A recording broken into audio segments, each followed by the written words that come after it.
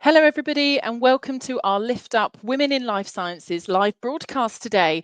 Thank you so much for joining us and for your patience, because most of you may have known if you're logging back into this live, we tried to cover this wonderful topic of how to thrive in a male-dominated environment and really how to, help navigate those that are working in quite a male-orientated industry.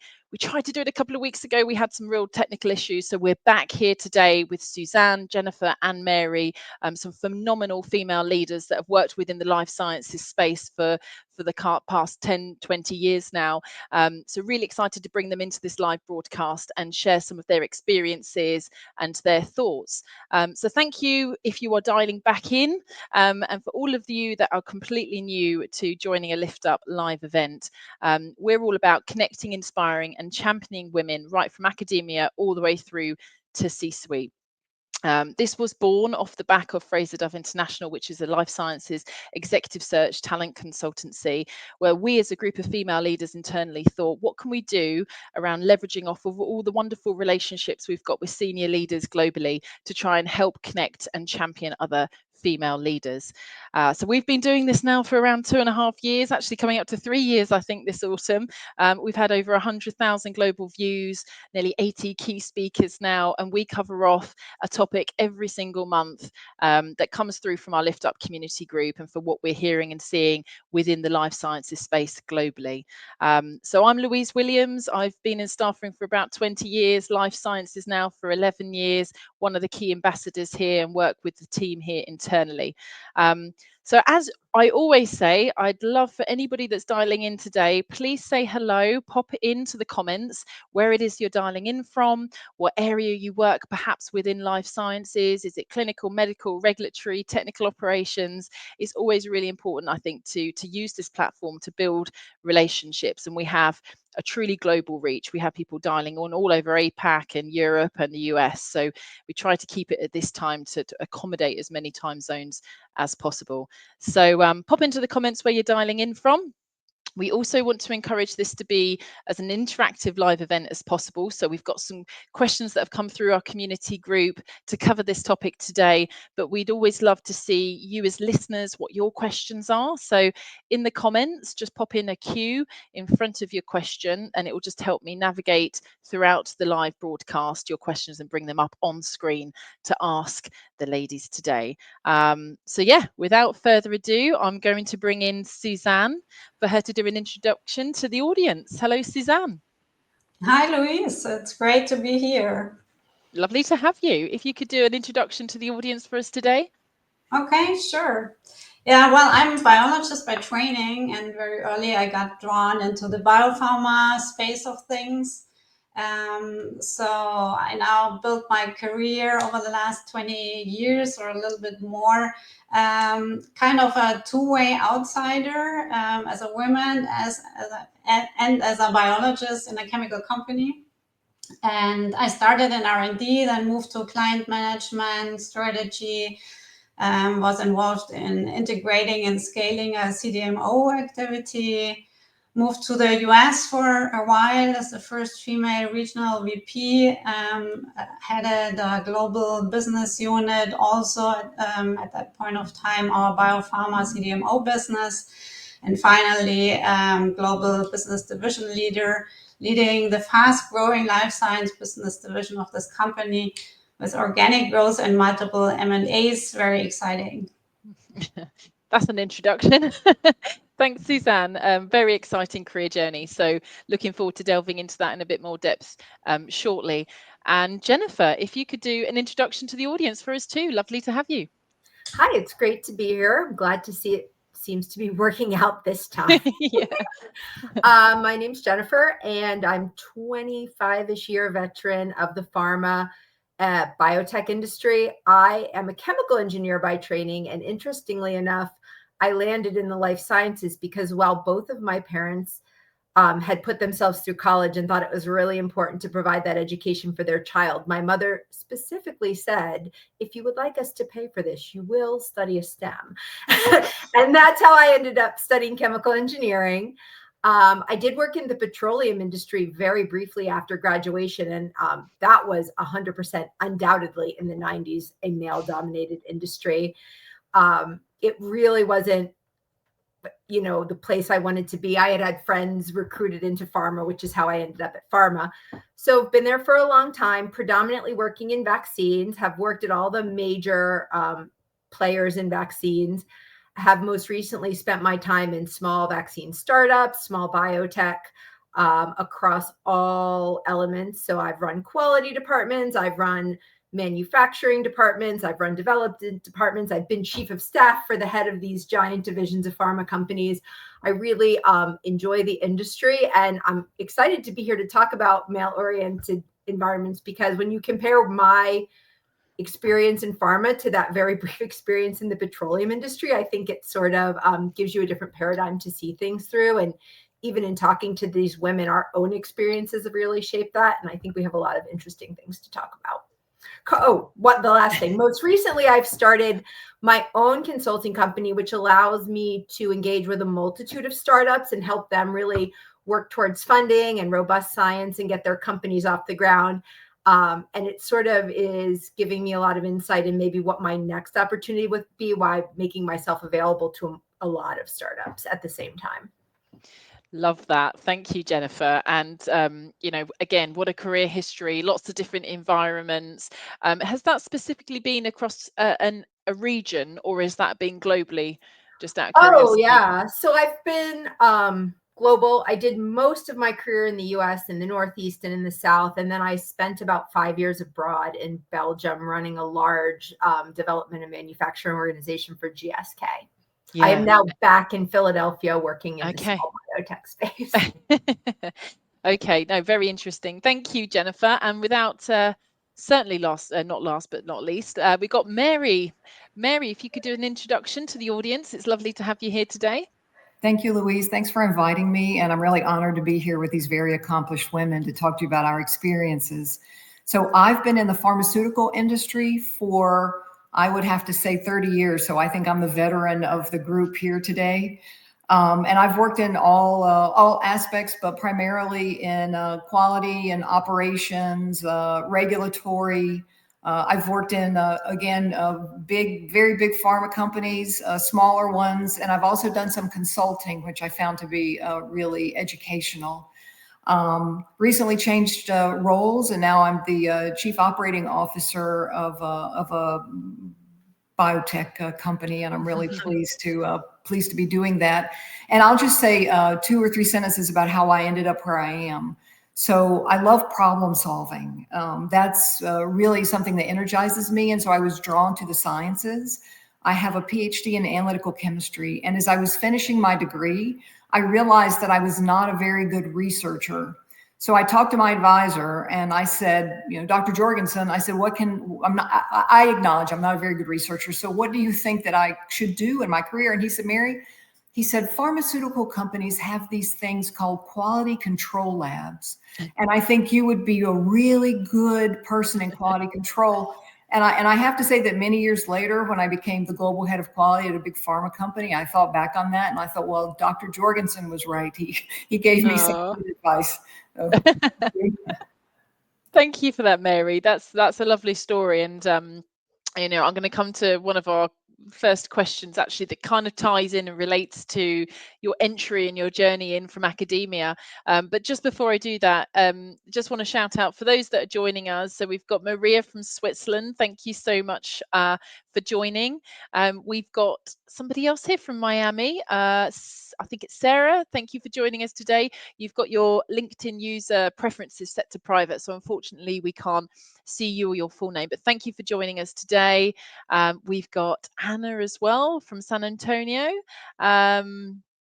We've got Maria here. She's a leader in global operations and supply chain. She's led successfully global transformation teams for a big top 10 pharma.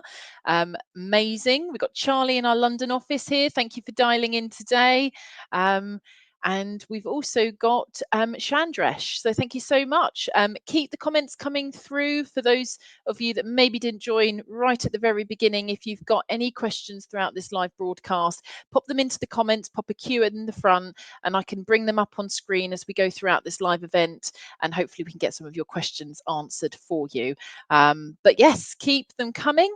So one of the first questions I did have here was, you've touched upon it ever so slightly, but how did you find yourself sort of within the male orientated industry that you have been spending most of your career within? You know, was there something specific? Was it family members, academia, studies? And I guess a question to tie in with this is, if it was academic, which it sounds like it was, you've done chemical engineering degrees, technical qualifications, we do still see nationally that there is not a huge amount of awareness for children at school around the opportunities within STEM. Yeah, it's still talked about, isn't it? And you know, so for all three of you, what gave you that inspiration to do the academic degrees that you kind of did, and how did you find yourself going into the industries that you fell within? I'll come to you first, Beth, if that's okay.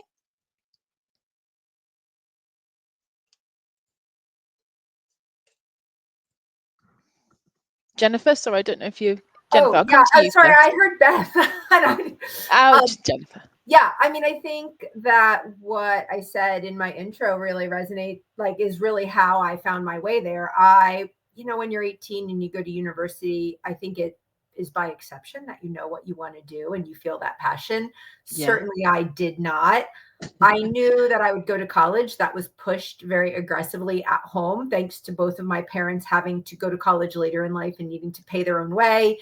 They really sort of set that like path for me. And I mean, I'm grateful they did. And when I was a little bit lost after my freshman year, my mother, who had put herself through her BS in nursing and like was working very hard, said, "This is a very expensive thing we're providing to you, Jennifer. And, I really need you to look for the ROI." And in her mind, STEM and engineering and sciences were the degrees this was in the 90s that got you jobs. Those were the people who were recruited to these big companies. I'm from Pennsylvania. Merck is a huge name there. My mom, being in the healthcare industry, knew Merck. She knew the science kids went there, that she knew there were good jobs. She knew there was good pay. And so from my standpoint, it really was heavily influenced by my mother. Yeah. I love math and science. I don't, to sit down and read a novel is difficult for me, but I could do calculus for hours. I guess that big of a nerd. So it worked out well when I met with the counselors at college as a freshman. They said, "Look, you're doing well in these classes. Maybe not here. This is a path to a degree in an engineering field, and you seem to be excelling in these classes. Give it a shot." And they were right. So yeah, I think it was a little bit serendipity, but a whole lot of mom. So influenced by your family members, and that's great. And Mary, the same question for you. You kind of did a bit more of an academic qualification as well. Was there any family members there that made an influence? What was it that attracted you, I guess, into studying what you did?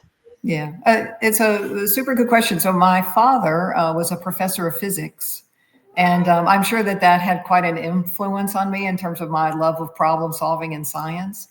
The reason that I specifically, in addition to Dr. Jorgensen's advice that I would be good in QC, one of the reasons that I have loved working in the pharmaceutical industry is what we do every day. The reason that I work and that I continue to work is because I want to make a difference. I want to make a difference for patients. I want to make a difference for our colleagues. And, the jobs that I've had over the years have really allowed me to do that in a very significant way. And I'm very grateful for that. Yeah, love that. Thank you, Mary. And the same question for you, Suzanne. Yeah, in my case, it was not so much family.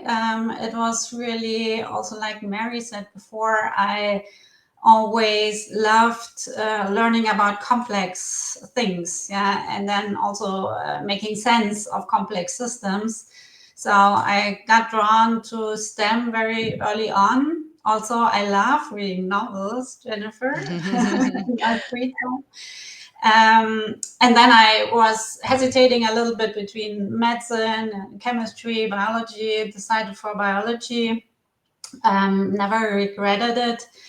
And biology, really, in Germany, where I studied, it's probably a half-half, so it's not at all male dominated, or majority is not male. It's a good mix during studies, but then you do your PhD and you join the industry. And at that point of time, I made a choice for a company which I felt is a great company who gives me great opportunities, but at the same time, it was a German chemical company with an old and long tradition, actually. And there, all of a sudden, I found myself, in the midst of a lot of male colleagues.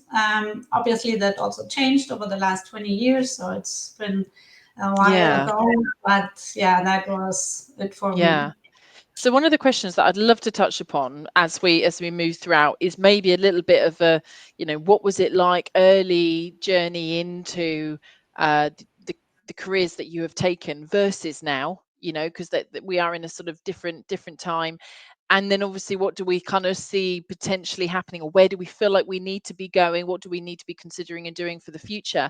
But maybe before we kind of dive a little bit into that, I think, the audience, the listeners are going to want to understand or hear a little bit from your perspective and experiences. Just maybe what are some of the challenges have been that you've seen, that you feel like you've faced?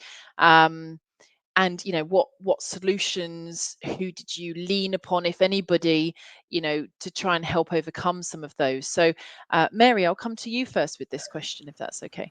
Oh, that's fine, Louise. Like I said earlier, I've worked for a long time, and I have seen a lot of change, and I can speak about the pharmaceutical industry. I have seen a lot of change in the 30 years in which I've been working, and maybe I can share a story from my very early days, which I think hopefully will show you the degree of change over the years. So when I first joined a big pharma company early on in my career, I was trying to understand how I could be most effective and what I needed to do and how best to work and stakeholders to engage and all the typical questions that you ask. And I was actually told, and again, this is 25 years ago, I was actually told that the way for me to be most effective was to wear a short skirt and speak only when spoken to. And I hope that none of you have experienced that, but things have changed a lot since then for the better. I mean, when I first started, I was oftentimes the only woman in the room. Many times I was the only woman in the room. And now, I mean, more times than not, there's more women than men in the room. And so the diversity has really grown over the years that I've been working. And so for me, probably the biggest challenge was just, how do I ensure that my voice is heard, in the broader context? And I think that I found some ways to do that, which, I'm happy to share, but I don't want to consume all the time here. But for me, that was my biggest challenge, was just to make sure that I could fit my view into the rooms in which I was working. Yeah. No, thank you for sharing that, Mary. Maybe we can just address some of the challenges that we faced, and then we can come back round and talk about some of the solutions and some of the things then, respect that Mary. So Jennifer, I'll come to you in this regard. What's your experiences and thoughts? I mean, for a very specific example, I mentioned I had started in the petroleum industry, which was 100% male dominated. As women engineers, we were kept in the office. We didn't do calls, site visits. It was obvious that it was divided. So when after a very short amount of time post-graduation, I left to go to pharma, I didn't really feel that same way. All of a sudden, those sort of discriminations, if you will, didn't seem to exist. But I did learn very early on at one of my first jobs that the men doing the same job were making significantly more than the women. And it was the status quo. The males who came in at this level in these types of jobs were paid more than the women. And that was a really interesting challenge for me. It was hard to realize that was a blanket rule at a company you didn't really expect to be that way. And it was hard to work out how to address that in a way that we got heard and we got resolution and it wasn't a bunch of griping. And it was also hard to see that happening and to understand that those kinds of discriminations do exist, and you can't like be jaded or angry about it, but you have to come in a proactive way to sort of like knock down those walls. That was a very early experience that sort of shaped my mindset. Yeah. And what type of positions were they? They were basic supervisory roles, Right. managing Okay. little teams, Yeah. not any kind of big executives, but just to Mm. think, right, we're talking about women in executive roles, but it was happening in Yes. the 2000s that they just paid them. Yeah. Okay. I still think we face a gender gap issue. Yeah. I think women get equal. Like, I don't think anymore they just say male supervisors and frontline managers are starting at a higher salary, but I do agree. I should progress up. Yeah. And Suzanne, your thoughts on this and experiences?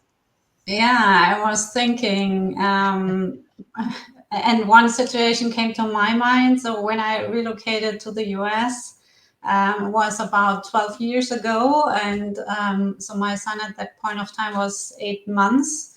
And I was really excited about the job, but I had kind of an agreement that for the first half year, I would not travel more than 1 week in a month. And then I arrived and I discovered a terrible situation in one of the production plants at a remote site, really rural area.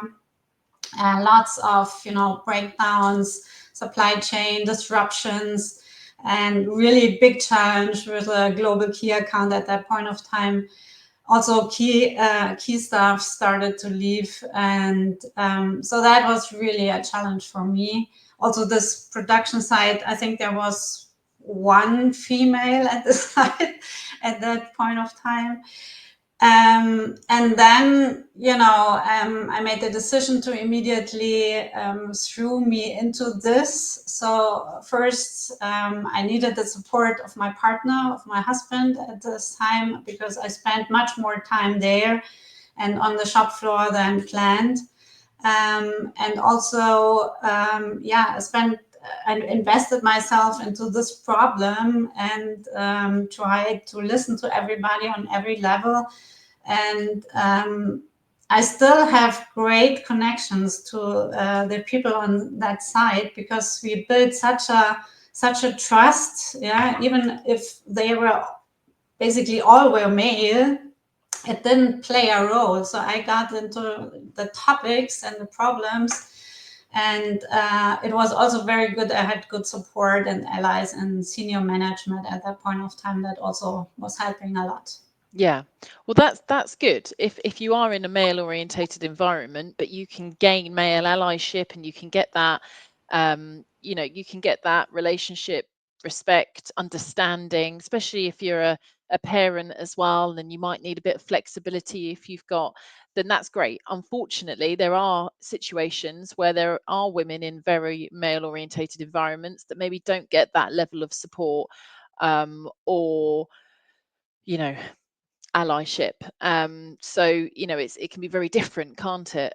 But glad that wasn't the case for yourself. Coming back to some of the things that maybe helped you overcome some of the challenges you faced from a male orientated environment, coming back to you here, Mary, what were some of the things that helped you navigate those times?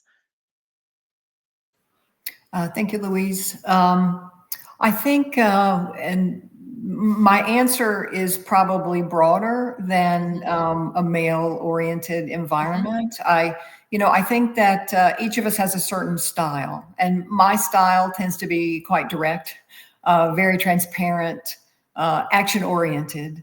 And my style, I think, was not necessarily, I wasn't being heard.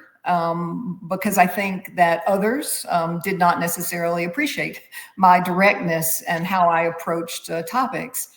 And I don't know if that's a male-female dynamic or not, but what I learned was that I needed to think about how I presented things in such a way that everyone would hear me. And so, and I'll give you an example, and I know I've shared this example with Jennifer, and I know she has some reaction to it, but for me, it was really very helpful. So I had an external coach, which is something that I have found really beneficial throughout my careers, to have someone unbiased, not associated with the company that I'm working with, but who can help me think through things. And she said to me, Mary, you are who you are, and who you are is great, and you should not change that. Be yourself, be authentic, say the things that you think you need to say. Yeah. But think about how you say it. And she said, think of yourself as a present, as a gift. What's inside is wonderful, but we can put different wrappings around the gift such that different types of people, different groups of people can hear us the best. And that was so valuable for me. And I even, I still think about that today. How do I present myself in such a way that others will hear me so that my objective will be accomplished?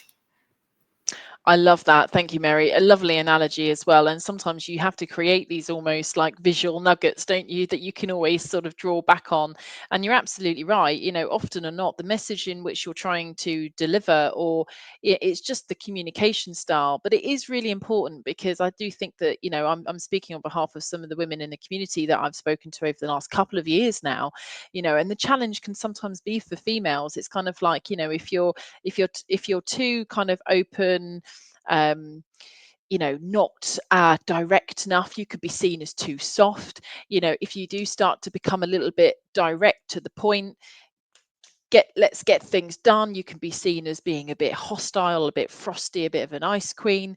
It is really hard sometimes to find that balance, especially when you are in an environment that has got different diverse characters. So it's not an easy one. I'll come to you as well, Jennifer, with thoughts on this. Well, I love the advice, like learn to give your message in a way that the people who need to hear it can receive it. So I thought that was super valuable. I just sort of reacted a little bit, I think, and this is maybe my own gender bias, but like, if the message is good, like I'm a present with or without wrapping. Like, don't tell me to wrap myself up like a present. I struggled to hear someone giving a man that advice, but then Mary and I talked about it more, and just in the short difference in our time in industry and her leading me by, maybe 5 years-ish, I do see how that time period, in that short amount of time period, could change that advice. And I am also super direct, which is why I think I love talking to Mary. But what was said to me was, if you're going to come in hot with the advice, go, solve the problem, do, you, Jennifer, need to take a pause and build a relationship with people first to be heard. So after Mary and I had that conversation about that advice, she challenged me, and I really thought about it. And I realized, oh, I got the same advice. I just got it in a way that I heard it, which was build a relationship with the person so they know where you're coming from when you come in hot with the, like, let's put the pedal to the metal and go. Yeah. I love that. Yeah, that's really good advice. I like the analogy that you used, Mary, but I think you're kind of right, to be honest, Jennifer, around you shouldn't be worried too much about how you're wrapping it or what your exterior looks like. It's kind of the inner, the authenticity. What is it you're trying to say, how you're trying to communicate that. But this is where, and Suzanne, obviously chime in if there's anything to add here, but I just wanted to slip in just something that's come to my attention or in my mind, is just imposter syndrome for women that do work in male orientated environments, that are trying to find ways to communicate better, to get their voices heard. So many women I speak to really have had a period throughout their career where they have really struggled with imposter syndrome. So I guess my question, finishing up here and coming to you, maybe Suzanne, is have you also experienced that? Have you got any advice to that, if that's been the case? Putting you on the spot here a little bit, I guess, Suzanne. So no, actually, I'm you're not experiencing it. not experiencing it. Yeah, no, that's great. Yeah, but I was thinking with the discussion of Mary and Jennifer before, Yeah. What I had to learn is I like to be efficient, and I make an analysis and I put together a briefing or a presentation, and then I used to go into the meetings and I wanted to get the decision, and then I was frustrated why they didn't all say, oh great, let's do it like this. So I had to learn in order to be more effective, to, especially in male-oriented environments, to spend the time ahead of the meeting, to get the stakeholders and to go individually to persons ahead of the meeting to explain what I want to, what kind of decision I want to go to in the end. And I think that is something I see a lot, and also with, younger colleagues and mostly with female colleagues. So that's advice that helped me, navigate and maybe can help others. Yeah. Interesting. Louise, yeah, go for it, Mary. Can I just make a comment about the imposter syndrome since you asked that question? Yeah. One of the things that's been hard for me in my career, maybe hard for other women, is to ask for what I want. And I think that has something to do with that imposter syndrome, that maybe, at least I speak for myself, that maybe I don't think I deserve it, or I don't think I'm good enough. And one of the things I've learned is that if I don't ask for what I want, no one's going to give it to me. And I think that's something in particular that women really need to think about. What do you want, and how are you going to go after it? And believe that you deserve it. Yeah, I love that. That's an excellent point. And I even read a book one time, and it's called "Women Don't Ask." It was a very good book. Helped me a lot. Yeah. Oh, well, if you get the name of the author and everything, you can pop it back into the comments after this live broadcast. But I've spoken to a lot of women as part of this Lift Up group over the last few years, and it's a common one that a lot of people will say. And there's statistics out there, isn't there, when there's a lot of McKinsey's and various reports going on globally, that generally males feel more comfortable asking the question, whether it's promotion, whether it's a salary increase, whatever it may well be. I think it's women have got to just find that inner confidence, belief. So yeah, I think that's a great point, Mary. Thank you for raising that. Imposter syndrome, Jennifer, is there a point in time where you've experienced that at all? I mean, I think in general, right, what Suzanne says resonates strongly. Every time I found the courage to ask for the promotion, ask for the raise, ask for the higher rating, it has been given to me. And every time I have just waited to receive it without having that direct discussion about what I've contributed and what the expectations were, I have not. And my imposter syndrome, even now, a relevant example I can share is I'm starting this consulting business. I have hired consultants for years. I know what rates are. I know what contracts look like. I understand what industry pays consultants. And I was talking to my husband, who works in this industry. So he is also calibrated to pharma. And I said, well, this is the rate I think I should bill, but I'm going to come in here because it seems like a lot. Like, could I possibly provide value at this level of billing? And he looked at me like I'd grown another head and said, what are you even talking about? Like, think about all of the people across your 25 years you have paid higher rates to, and you're going to come in low? He goes, if it's too much, they'll tell you, then you can come down. And I said, oh, but it feels like a lot. Like, could I even provide value at this level? And he just rolled his eyes and walked away. And I thought, oh my God, that's imposter syndrome. I have 25 years at all the biggest vaccine companies in the world. If I'm going to consult in the vaccine space, like, who's better qualified? But I think also it's just taking your own advice.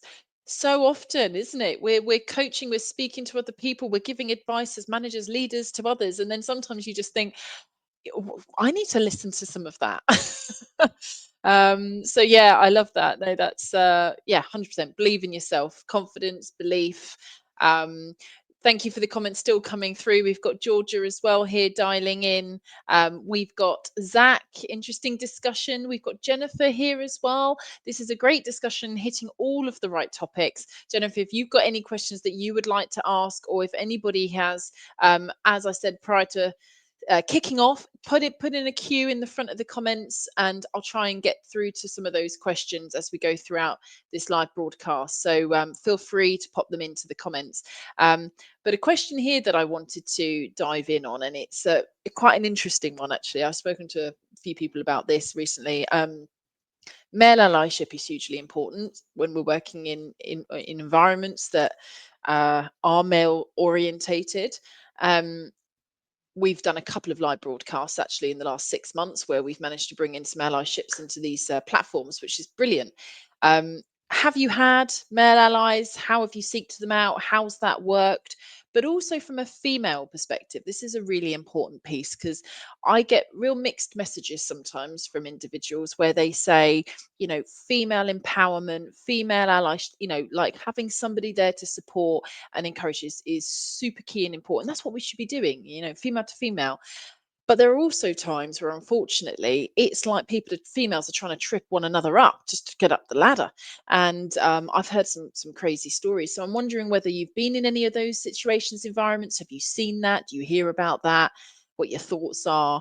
And how have you had to navigate or overcome some of those? So male allyships, female allies. I'll come to you first. I'm going to go Suzanne. Yeah, as I mentioned, I certainly had allies and have allies. I also have been with my company for a long time and built very strong relationships in the company and outside. And I do think it's super important, of course, yes. And both male and female. So I would not discriminate here so much, actually. But when it comes to female colleagues, I think in an environment where you're still, minority, I think it's very valuable to exchange, to support each other, and even to help each other discover unconscious bias. Because I experience this is so often really the key of all the problems. Yeah, it's not so much bad intentions often. It's a lot about unconscious bias, and you have to keep working on that. And if you have allies, it's definitely better. To help you support that. More effective. No, I completely agree. And Jennifer, what's your thoughts in regards to this? Well, I have two thoughts. One, I have been fortunate enough that I don't think I've ever experienced sort of that female not helping you because of you're a female, although I have worked with high-powered women who have said that they have experienced that. So I'm certain it exists. Maybe I've been fortunate. I have had female interviewers give me feedback that I was maybe a little too aggressive or direct during the interview, and I just wonder if they would say that to a male, but that's my own potentially bias coming to me. What I will say was that I was completely oblivious to is when I was transitioning from like the middle management to executive management, I did not understand or appreciate how allyship helps you progress your career. I was doing a great job. I was getting a lot of positive feedback that was going directly to my boss. What I didn't know was that behind closed doors in talent reviews, my boss was saying my name, was offering me for the higher jobs, was pushing me for bigger responsibilities and accountabilities. And I'd never asked. He just really was a great boss who really didn't, I don't think he really saw gender. So it was, as I understood, like if you want to get that next thing at a certain level, someone's got to say your name behind a closed door. Someone's got to be your cheerleader. And it goes back to asking, making sure those people in those rooms know your capabilities and you ask for what you want. Because I got lucky to have someone who was like, hey, if this is, you want to break through this level, this is how it works. But if no one's telling you that, you're not changing your behavior. You're not saying to the people in the room. And where it comes to a gender thing is still behind those doors at that certain level, most of those people are men. And so if you're not having an ally who is behind that door, you're not getting promoted. So you've got to build those allyships with. Yes, love that. Yeah, no, thank you for sharing that, Jennifer. No, completely. So whether it's female or male, the allyship is important. Whoever's behind that door, you've got someone that's sponsoring you, championing you. I think that is really, really important. I love that. Mary, is there anything to add to this on from your side? Thank you. I would just add, I think that things have changed over the years for the better. So back when I was coming along, my allies, I would say, were all men. And I progressed in my career thanks to their support. And without that, I'm sure I would not have been able to have the roles that I had. No matter how credible I was, I needed their support. What I see happening today is young women who understand the value of having female leaders just talking to them about how do you progress in your career? What are the things that you think about? And so many young women reach out to me, and I'm sure to my colleagues who are here on the meeting today, just to say, well, how did you navigate it and what did you do? And I'm always thrilled to have those conversations. Yeah, love that. Thank you, Mary.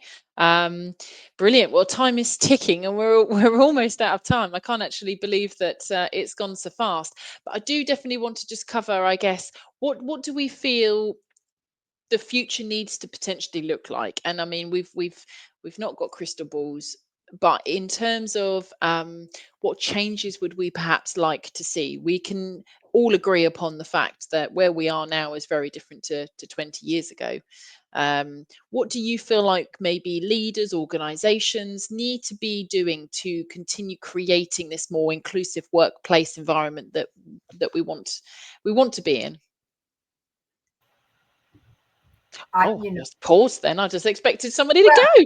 No, Jennifer, you go in. This is like kind of a topic for me that I become very passionate about in big pharma, and being lucky to have had a lot of coaching sessions and learning and skills, education.